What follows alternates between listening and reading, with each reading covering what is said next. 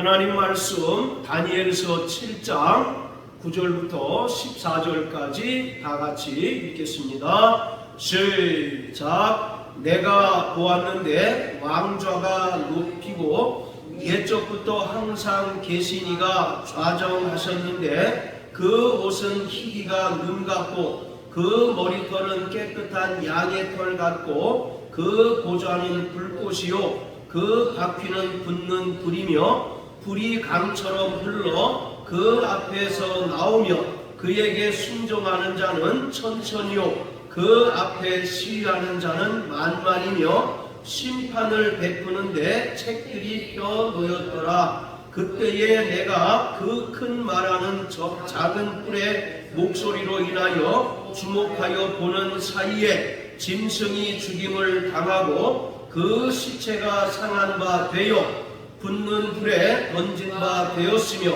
그 남은 모든 짐승은 그 권세를 빼앗겼으나 그 생명은 보존되어 정한 시기가 이르기를 기다리게 되었더라. 내가 또 밤 이상 중에 보았는데 인자 같은 이가 하늘 구름을 타고 와서 옛적부터 항상 계신 자에게 나와 그 앞에 인도되매 그에게 권세와 영광과 나라를 주고 모든 백성과 나라들과 각 방언하는 자로 그를 섬기게 하였으니 그 권세는 영원한 권세라. 옮기지 아니할 것이요 그 나라는 패하지 아니할 것이니라. 아멘.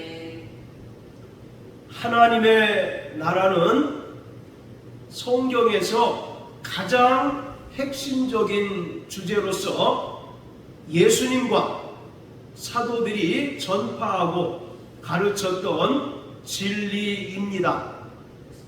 마태복음 4장 17절을 보면 예수님께서 침례 요한으로부터 침례를 받으신 후에 공생애를 시작하시면서 하셨던 첫 번째 선언이 회개하라, 천국이 가까웠다입니다. 그리고 성령을 받은 사도들도 천국 복음을 전파하였습니다. 자, 이처럼 성경 전체에서 가장 중요한 핵심 주제는 바로 하나님의 나라입니다. 하나님의 나라는 이미 성도들 안에 이루어졌고 동시에 아직 이루어지지 않은 다가올 나라로서 하나님의 나라는 양면성이 있습니다.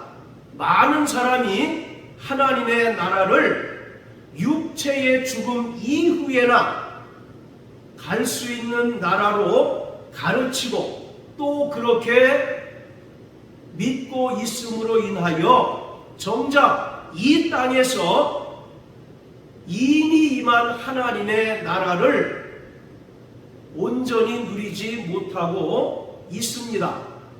계시록 20장 4절에 보면 1000년 동안 그리스도로 더불어 왕노릇한다 라고 기록하고 있는데 대개 이 1000년 동안을 예수님의 재림 이후에 일어나는 실제적인 1000년을 말합니다. 그때야 비로소 그리스도와 함께 왕노릇한다라고 생각을 하고 있는데 성경은 구원받은 성도들이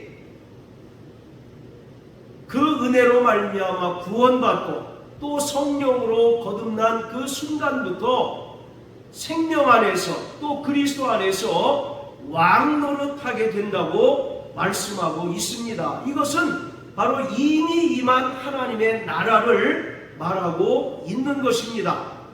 하나님의 나라는 천국과 그리스도의 나라와 동의어입니다. 그리고 골로새 1장 13절에서는 하나님의 나라를 사랑의 아들의 나라로 표현하고 있습니다.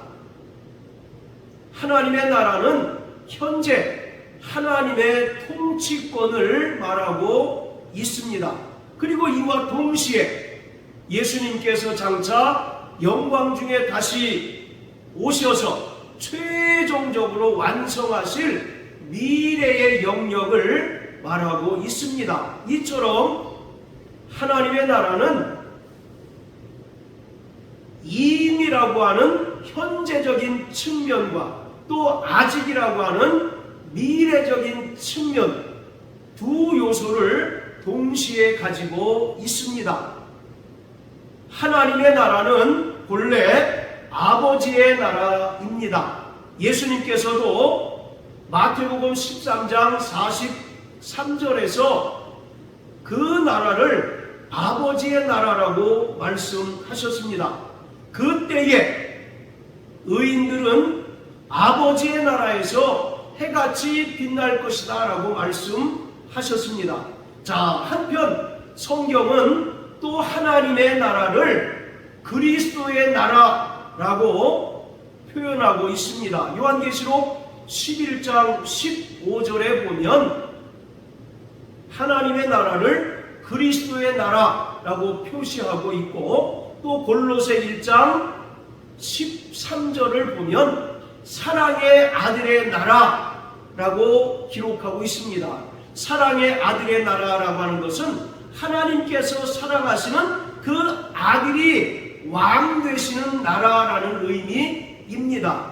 이처럼 하나님의 나라를 아버지의 나라로 기록하기도 하고, 또 한편으로는 그리스도의 나라, 사랑의 아들의 나라라고 기록하고 있는데, 이것은 하나님 아버지께서 그 나라의 통치를 아들에게 위임하셨다는 것을 나타내고 있습니다. 예수님께서는 근본 하나님의 본체로서 하나님 아버지와 동등되신 분이십니다. 그런데 예수님께서는 아버지와 동등됨을 취할 것으로 여기지 않으시고 오히려 자기를 비워 종의 형체를 가지셨고 사람으로 낮아지셨고 또 십자가에 달려 죽기까지 아버지께 복종하셨습니다.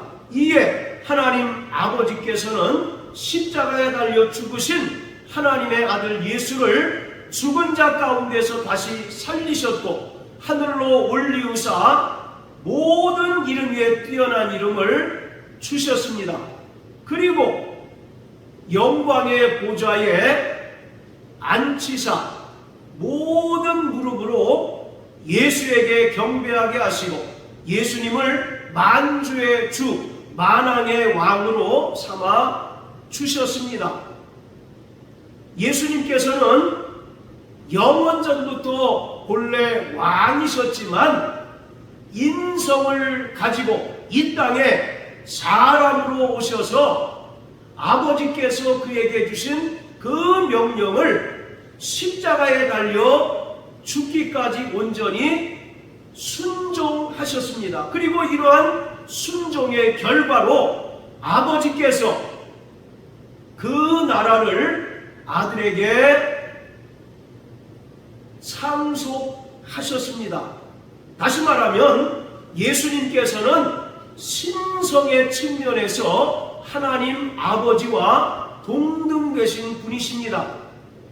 요한복음 5장 18절을 보면 예수님께서는 아버지를 자기의 친아버지라고 하여 자신과 하나님 아버지와 동등됨을 말씀하셨습니다. 그리고 요한복음 10장 30절에 보면 아버지와 나는 하나이다 라고 말씀하셨습니다. 이처럼 신성의 측면에서 예수님과 하나님 아버지는 동등되신 분이시지만 예수님께서는 자기를 비워 사람으로 이 땅에 오셔서 십자가에 달려 죽기까지 복종하심으로 그 순종의 결과 하나님 아버지께서 그 나라를 아들에게 위임해 주셨습니다. 자, 우리 신약성경 빌립보서 2장을 다 같이 보시겠습니다. 자, 빌립보서 2장 6절부터 11절까지 다 같이 읽겠습니다. 시작. 그는 근본 하나님의 본체시나 하나님과 동등됨을 취할 것으로 여기지 아니하시고 오히려 자기를 비워 종의 형체를 가져 사람들과 같이 되었고 사람의 모양으로 나타나셨음에 자기를 낮추시고 죽기까지 복종하셨으니 곧 십자가의 죽으심이라. 이러므로 하나님이 그를 지극히 높여 모든 이름 위에 뛰어난 이름을 주사 하늘에 있는 자들과 땅에 있는 자들과 땅 아래에 있는 자들로 모든 무릎을 예수의 이름에 꿇게 하시고 모든 입으로 예수 그리스도를 주라 시인하여 하나님 아버지께 영광을 돌리게 하셨느니라. 자, 6절부터 8절까지를 보면 예수님께서는 하나님 아버지와 동등되신 분이시지만 오히려 자기를 낮추시고 이 땅에 사람으로 오셔서 십자가에 달려 죽기까지 복종하셨다고 말씀하십니다. 그리고 9절부터 11절까지는 십자가에 달려 죽기까지 복종하신 하나님 아들 예수를 아버지께서 다시 살리시고 하늘로 올리사 모든 이름 위에 뛰어난 이름을 주시고 또 영광의 보좌에 좌정케 하신 후에 만주의 주 만왕의 왕으로 삼으셨다라고 말씀하고 있습니다. 이처럼 그 나라는 본래 아버지의 나라였으나 하나님의 아들 예수께서 십자가에 달려 죽기까지 복종하심으로 아버지께서 그 아들에게 그 나라의 모든 전권과 통치를 위임해 주셨습니다. 자, 또 골로새 1장을 다 같이 한번 보십니다. 골로새 1장. 자, 13절, 14절 시작. 그가 우리를 흑암의 권세에서 건져내사 그의 사랑의 아들의 나라로 옮기셨으니 그 아들 안에서 우리가 구속 곧 죄사함을 얻었도다. 13절에 보면 그의 사랑의 아들의 나라라고 말합니다. 하나님께서 사랑하시는 그 아들의 나라라는 의미입니다. 본래는 아버지의 나라였으나 하나님의 아들 예수께서 십자가에 달려 죽기까지 복종하신 결과 사랑하시는 아들에게 그 나라를 위임해 주셨기에 이제 그 나라는 바로 사랑의 아들의 나라인 것입니다. 그리고 예수님께서는 구원받은 성도들을 흑암의 권세에서 건져내셔서 그의 사랑의 아들의 나라로 옮겨 주셨습니다. 하나님 아버지께서는 예수님의 제자들에게 하나님의 나라를 주기를 기뻐하셨습니다. 그래서 예수님께서는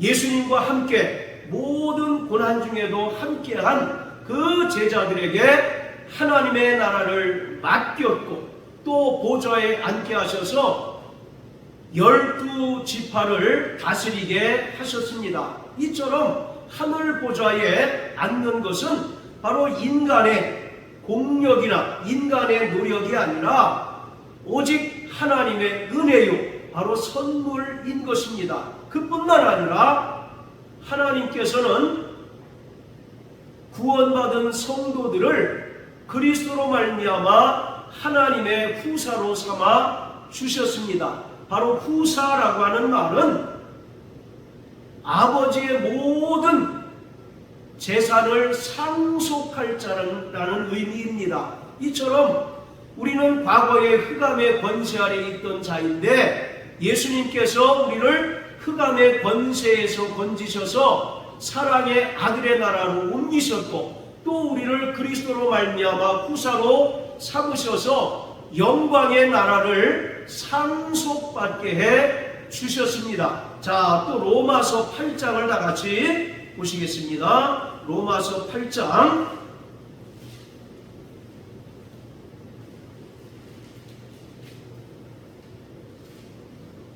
자,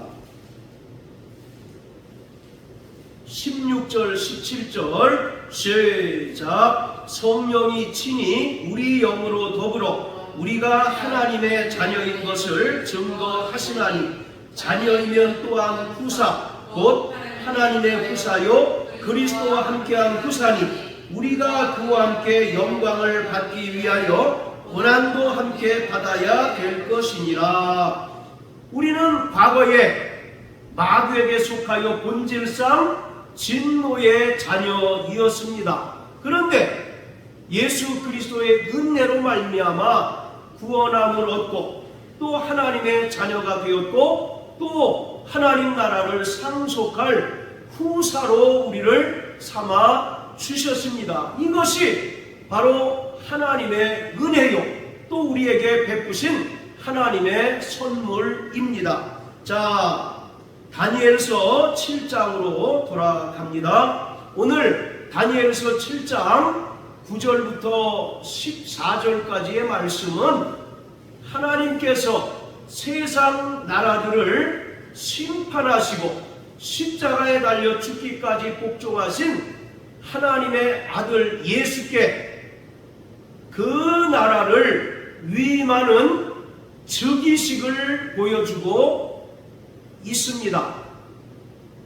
자, 이 장면은 우리가 먼저 읽었던 빌립보서 2장 6절부터 11절까지의 말씀, 그리고 골로새 1장 13절 그의 사랑의 아들의 나라라고 하는 말씀, 그리고 요한계시록 11장 15절의 말씀으로 인하여 온전히 말씀을 통해서 온전히 성취된 것을 우리가 알 수가 있습니다. 따라서 오늘 본문의 말씀은 단순한 종말에 대한 예언이 아니라 예수님께서 세상 권세를 멸하시고 또 하나님의 영원한 나라를 세우신 바로 그 나라의 왕으로 즉위하는 그 장면을 설명하고 있습니다.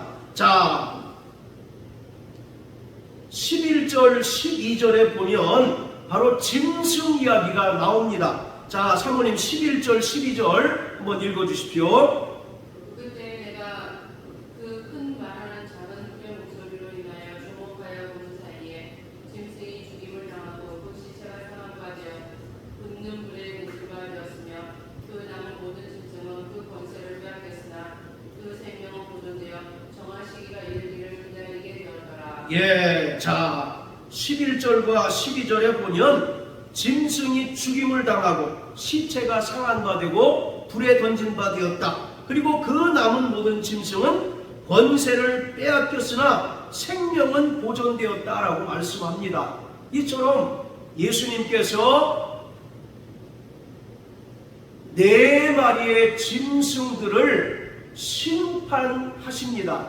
이러한 장면이 또 다니엘서 2장에 동일하게 나타납니다. 자, 다니엘서 2장을 한번 보십니다. 다니엘서 2장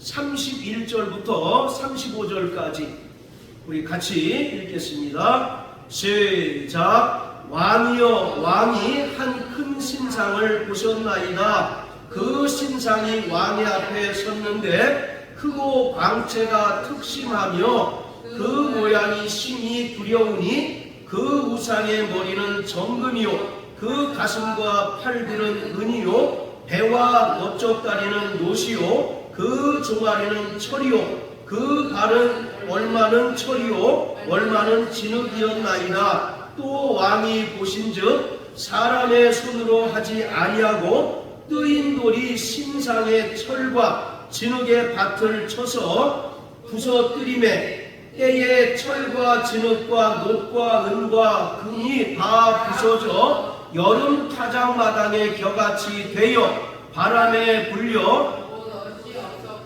우상을 친 돌은 태산을 이루어 온 세계에 가득하였었나이다. 다니엘서 2장은 느부갓네살 왕이 꾼 꿈을 다니엘이 해석하고 있는 것입니다. 느부갓네살 왕이 꿈을 꿨는데 그 꿈의 큰 신상을 보았습니다. 그런데 이것을 아무도 해석하는 자가 없어서 다니엘을 불러서 이 꿈을 해석하게 하였습니다. 자, 그런데 32절에 보면 그 우상의 머리는 정금이라고 말합니다. 여기서 바로 그 우상의 머리는 정금이요라고 말씀하고 있는데, 여기서 말하는 그 우상의 금으로 된 머리는 바벨론 왕국을 말합니다. 자, 그리고 가슴과 팔들은 은으로 되어 있습니다. 여기서 은으로 된 가슴과 팔은 바벨론을 멸망시키고 세계 대제국으로 우뚝 선 메대와 바사, 오늘날의 이란을 말하고 있는 것입니다. 자, 그리고 세 번째, 배와 넓적다리는 놋이라고 말하고 있어요. 여기서 이 놋으로 된 배와 넓적다리는 헬라, 즉 그리스를 말하고 있습니다. 자, 그리고 33절을 보면 그 종아리는 철이요 그 발의 얼마는 철이다 라고 말씀하고 있는데, 이것은 바로 로마를 말하고 있습니다. 따라서 느부갓네살 왕이 꿈에서 본 이 큰 신상은 바벨론과 메데바사, 헬라와 로마, 인류 역사에 있어서 세계 대제국을 이룬 나라들을 설명하고 있습니다. 자, 그런데 35절에 보면 그때에 34절에 보면 뜨인 돌이 신상의 철과 진흙에 발을 부서뜨렸다라고 말합니다. 자, 따라서 뜨인 돌. 네, 여기서 뜨인 돌이라고 하는 말은 잘린 돌이라고 하는 의미인데, 이것은 바로 예수 그리스도를 말하고 있습니다.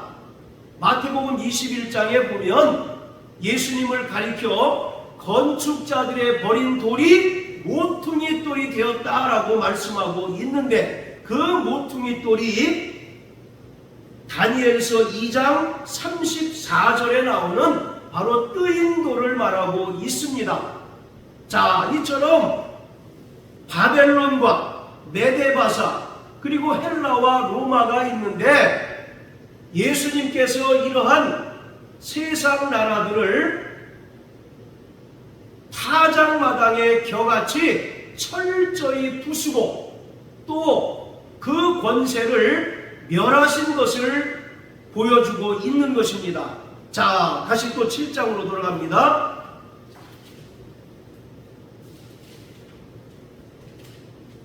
자, 여기서 7장에서 말하는 이 네 마리의 환상은 느부갓네살의 아들인 벨사살 왕이 꾼 꿈입니다. 그러니까 다니엘서 2장은 느부갓네살 왕이 꾼 꿈이고, 7장에 바로 네 마리 환상은 그 아들인 벨사살 왕이 꾼 꿈을 다니엘이 해석하고 있는 거예요.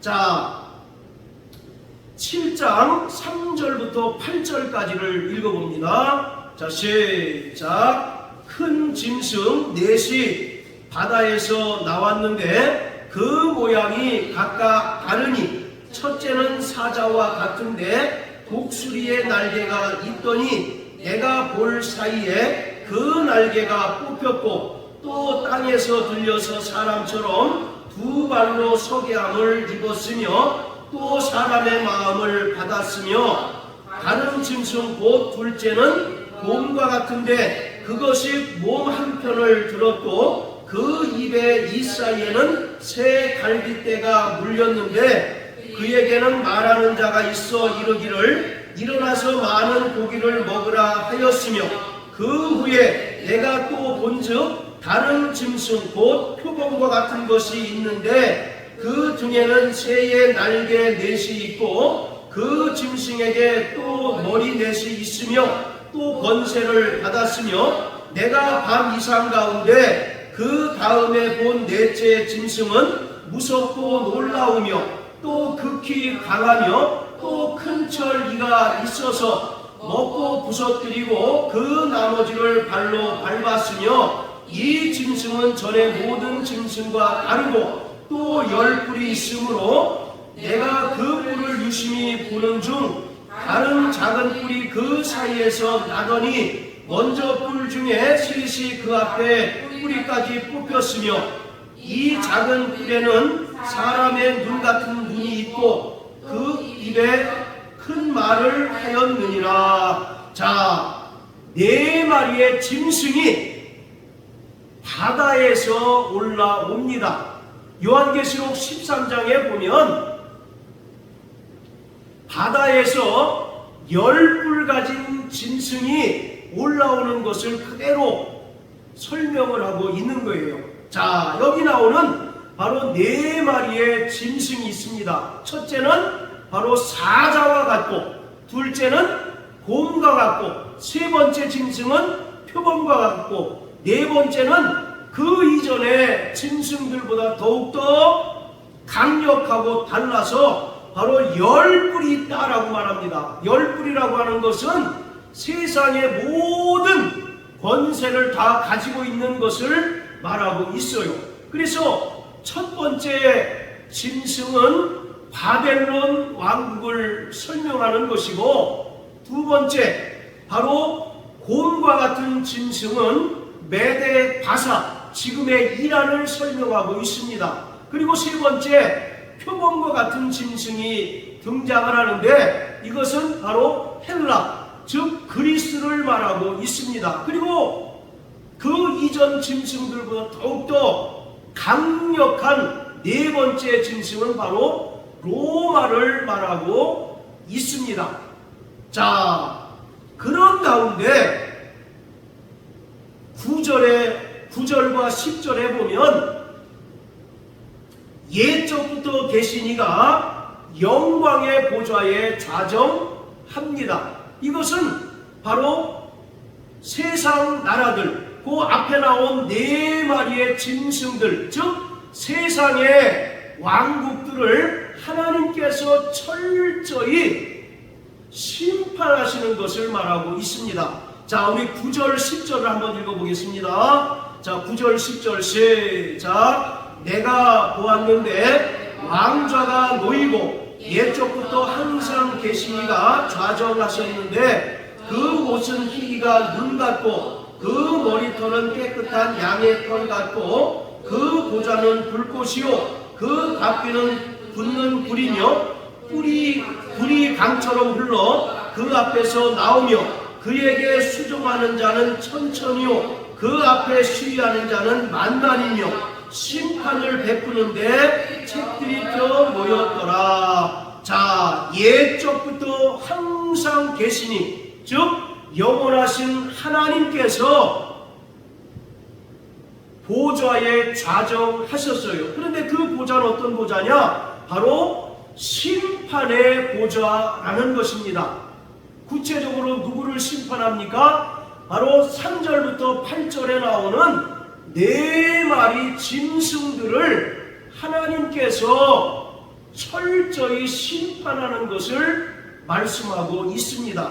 자, 그러면서 9절에 보면 그 옷은 희기가 눈 같고 머리털은 깨끗한 양의 털 같고 그 보좌는 불꽃이요 라고 말씀합니다. 이것은 철저히 하나님께서 심판주로 좌정하신 것을 말씀하고 있어요. 그러니까 쉽게 설명하면 하늘에 재판정이 열린 것을 말하고 있습니다. 그리고 심판의 주가 되시는 하나님께서 4마리의 그 짐승들을 철저하게 심판을 합니다. 이 4마리의 짐승은 인류의 역사 가운데 세상을 호령하던 대제국을 말합니다. 그리고 철저히 하나님의 백성들을 핍박하던 자들을 말하고 있어요. 이러한 자들을 하나님께서 심판의 보좌에 좌정하셔서 이들을 심판하시고 세상 권세를 멸하시는 것입니다. 자, 그리고 11절과 12절은 3절부터 8절까지 나오는 4마리의 짐승들이 하나님의 그 공의의 심판으로 인하여 철저히 심판을 당하고 또 멸망하게 된 것을 말하고 있습니다.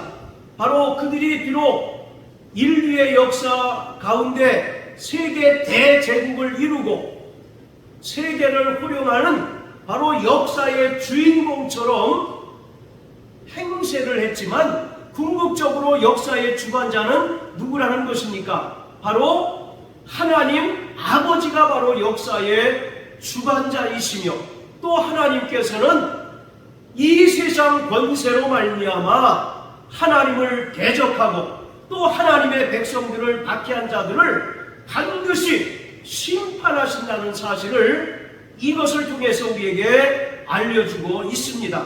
자, 그리고 13절 우리 또 한번 읽어봅니다. 시작. 내가 또 밤 이상 중에 보았는데 인자 같은 이가 하늘 구름을 타고 와서 옛적부터 항상 계신 자에게 나와 그 앞에 인도되네. 자, 또 환상을 보는데 인자 같은 이가 하늘 구름을 타고 옛적부터 항상 계신 자, 즉 하나님 아버지께 나와 그 앞에 인도되었다라고 말합니다. 여기서 우리가 주의 깊게 봐야 하는 것은 인자 같은 이가 하늘 구름을 타고 이 땅으로 내려왔다는 이야기가 아니라 오히려 하늘 구름을 타고 하나님께 나아갔다라고 말씀하고 있어요. 이것은 그러니까 예수님께서 이 땅에 사람으로 오셔서 십자가에 달려 죽으시고 부활 승천하신 후에 영광의 아버지께로 올라간 것을 말하고 있습니다.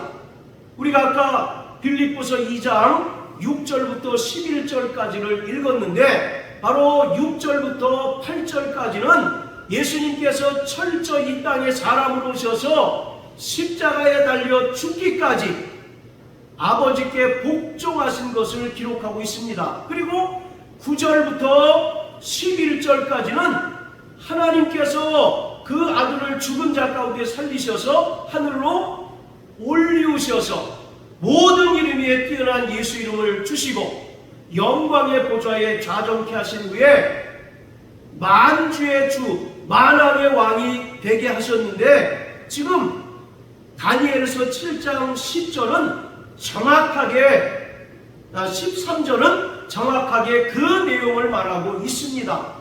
예수님께서 이 땅에 사람으로 오셔서 아버지께서 그에게 주신 그 계명을 온전히 십자가에 달려 죽으심으로써 완성하셨습니다. 그리고 하늘로 올리우사 아버지께로 가셨는데 다니엘서 7장 13절은 정확하게 그 내용을 설명하고 있는 것입니다. 여기서 인자 같은 이는 바로 이 땅에 인자로 오신 예수 그리스도를 말하고 있습니다. 그리고 그가 하늘 구름을 타고 왔다라고 말씀합니다. 여기서 말하는 하늘 구름은 구약에서 하나님을 수종들고 또 하나님을 섬기는 영광의 천사들을 말하고 있습니다. 바로 구름을 타는 것은 오직 하나님에게만 허락된 고유한 권한이에요. 그렇기 때문에 13절은 예수님께서 지상의 모든 사역을 마치시고 부활 승천하셔서 아버지께 올라간 것을 말하고 있습니다. 자, 그리고 14절을 다 같이 읽겠습니다. 시작. 그에게 권세와 영광과 나라를 주고 모든 백성과 나라들과 각 방언하는 자로 그를 섬기게 하였으니 그 권세는 영원한 권세라 옮기지 아니할 것이요 그 나라는 패하지 아니할 것이니라. 자, 아버지께서 하나님의 아들 예수를 하나님 나라로 올리우시고 그에게 모든 이름 위에 뛰어난 예수 이름을 주시고 영광의 보좌 우편에 좌정케 하신 후에 모든 무릎이 다 하나님 아들 예수에게 경배하게 하시고 그 나라를 위임해 주셨습니다. 지금 14절은 정확하게 빌립보서 2장 9절부터 11절까지의 내용을 설명하고 있습니다. 그러니까 본래는 하나님 아버지의 나라였는데 하나님의 아들 예수께서 십자가에 달려 죽기까지 복종하신 결과 아버지께서 그 나라를 아들에게 위임하고 또 아들에게 상속시켜주는 그 장면을 설명하고 있습니다. 그래서 마태복음 28장 18절에서 예수님께서 하늘과 땅의 모든 권세를 내게 주셨다라고 말씀하고 있습니다. 할렐루야. 그러니까 철저히 하나님의 아들 예수께서 이 땅에 오셔서 행하신 것은 자의로 하신 것이 아니라 아버지께서 주신 그 계명만을 온전히 순종하셨습니다. 바로 순종의 절정이 바로 십자가 죽음이었습니다. 이때 아버지께서는 십자가에 달려 죽기까지 복종하신 예수님을 하늘로 올리우셔서 하나님의 나라를 그에게 위임해 주시고 또 그에게 상속시켜 주셨습니다. 그러니까 오늘 다니엘서 7장 9절부터 14절까지는 예수님께서 이 땅에 소림하셔서 십자가에 달려 죽으시고 부활하심으로써 이 세상의 모든 권세들을 멸하시고 또 심판하시고 또 하나님의 나라를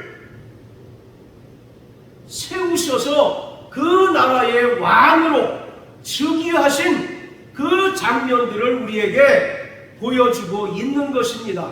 그런데 감사한 것은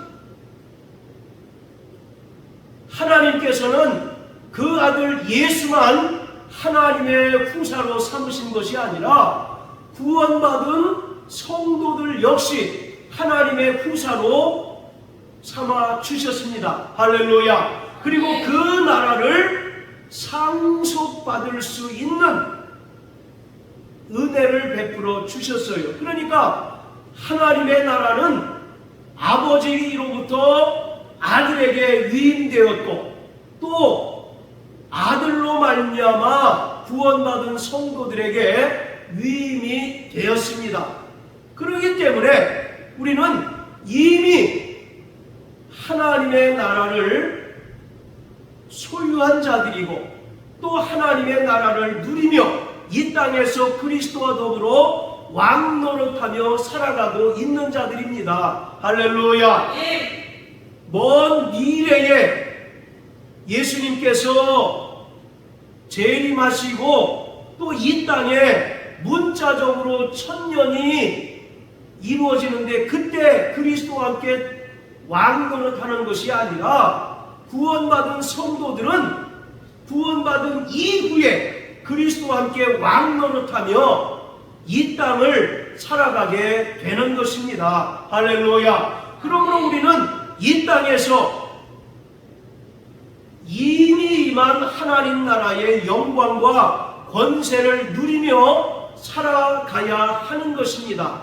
이 세상을 그리스도인으로서 살아가는 것은 여간 힘들고 고단한 일이 아닙니다. 그럼에도 불구하고 우리가 끝까지 승리할 수 있는 그 분명한 근거는 우리 안에 하나님의 나라가 이미 임하였기 때문입니다. 그래서 로마서 14장 17절을 보면 하나님의 나라는 먹고 마시는 것에 있는 것이 아니라 성령 안에서 의와 평강과 희락이다라고 말씀하고 있습니다. 또 빌립보서 3장 20절에서 사도 바울은 오직 우리의 시민권은 하늘에 있다라고 말씀하고 있습니다. 할렐루야.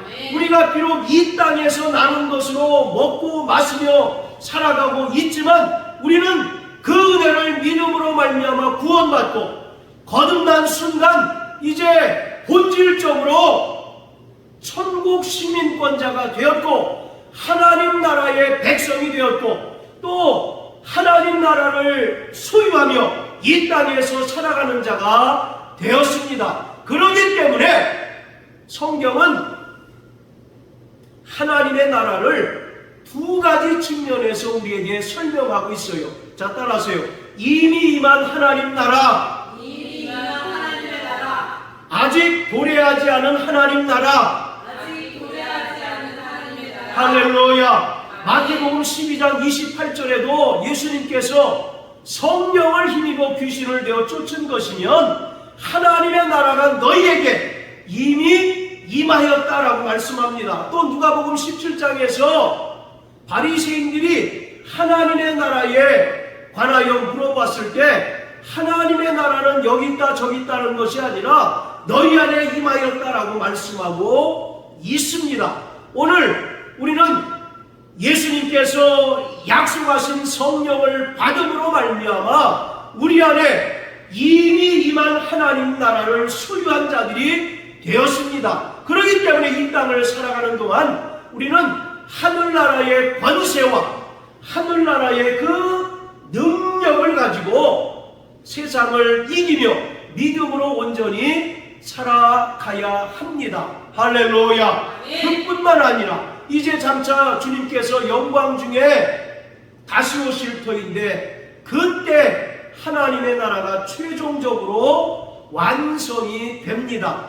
그리고 우리는 그 나라에 들어가는 놀라운 은혜를 누리게 될 것입니다. 그렇기 때문에 우리는 이 땅에서 이미 임한 하나님의 나라를 누리며 그 영광과 권세를 누리며 세상과 대적하고 승리하는 자가 되어야 할 뿐만 아니라 예수님의 그 재림과 함께 최종적으로 완성될 그 나라에 들어갈 소망을 가지고 살아가는 자가 되어야 합니다. 자, 에베소서 1장을 다 같이 보십니다. 에베소 1장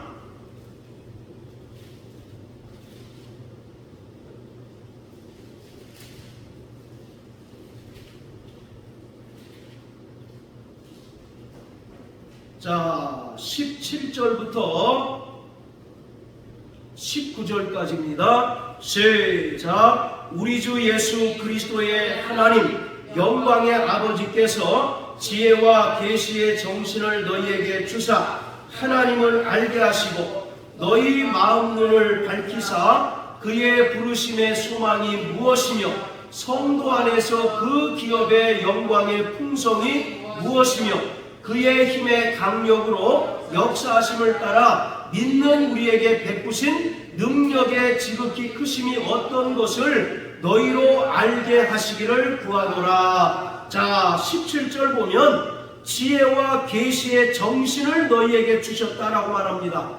여기서 정신이란 말은 영이라는 뜻이에요. 그러니까 지혜와 계시의 영, 즉 성령을 우리에게 주셨다는 것입니다. 할렐루야. 그래서 성령은 우리에게 18절의 말씀처럼 성도 안에서 그 기업의 영광의 풍성이 무엇인지를 알게 하신다는 겁니다. 즉 우리가 예수 그리스도로 말미암아 천국 백성, 즉 하나님 나라 백성이 되었는데 우리가 하나님 나라 백성이 된 것이 얼마나 영광스러운지를 성령께서 우리에게 알게 하신다는 겁니다. 할렐루야. 자, 그리고 19절을 보면 그의 힘의 강력으로 역사하심을 따라 우리에게 베푸신 능력의 지극히 크심이 어떤 것을 너희로 알게 하신다라고 말씀합니다.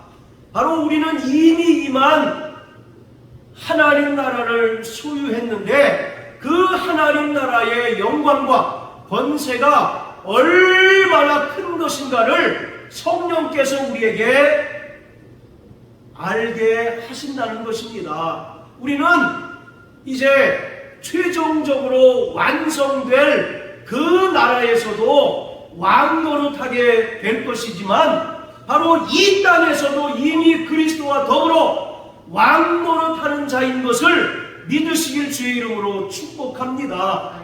왜 그렇습니까? 우리에게 이미 하나님의 나라가 임하였기 때문에 그렇습니다. 아버지께서 그 아들에게 그 나라를 위임해 주셨듯 그리스도 안에서 구원받은 성도들에게 하나님께서는 또 하나님의 나라를 허락해 주셨어요. 그렇기 때문에 우리는 성령으로 말미암아 하나님의 나라를 소유한 자들로서 그 나라의 영광과 권세를 가지고 이 땅을 살아가는 동안 승리하는 자가 되어야 합니다. 이 세상의 나라는 반드시 멸망을 합니다. 인류의 역사를 보면 세계를 호령하던 대제국들이 시대마다 있었습니다. 그 위세에 모든 나라가 굴복하고 또 섬기는 그런 나라들이 역사마다 있었습니다. 그러나 분명한 것은 그 나라들이 역사의 귀한 길로 사라졌다는 것입니다. 오늘 다니엘에 나오는 네 마리 짐승, 바벨론이 그랬고 메데바사가 그랬고 헬라가 그랬고 그 위용을 자랑하던 로마가 하나님의 심판을 받아서 멸망하게 되었습니다. 이처럼 세상 나라는 하나님의 때가 되면 반드시 어떻게 된다고요? 멸망당할 수밖에 없다는 것입니다. 그러나 하나님의 나라는 패하지 아니하고 멸망하지 않습니다. 할렐루야. 네. 자, 다니엘서 7장으로 다시 돌아갑니다. 자, 14절 보세요. 그 나라는 패하지 않는다라고 말씀합니다. 자, 또 27절에 보세요. 나라와 권세와 온 천하 열국의 위세가 지극히 높으신 자의 성민에게 붙인 바 되리니 그의 나라는 영원한 나라이라. 모든 권세 있는 자가 다 그를 섬겨 복종할 것이다. 할렐루야. 아멘. 자, 이처럼 우리는 이 세상 나라를 소망하는 자가 아니라 또 이 세상 권세자에게 붙어서 살아가는 자가 아니라 장차 임할 영원한 나라를 소망하며 살아가는 자들입니다. 그러므로 날마다 그 은혜를 의지하며 살아가는 저와 여러분들 되시길 주님의 이름으로 축복합니다. 네. 자, 마지막으로 히브리서 12장을 다 같이 보십니다. 히브리서 12장.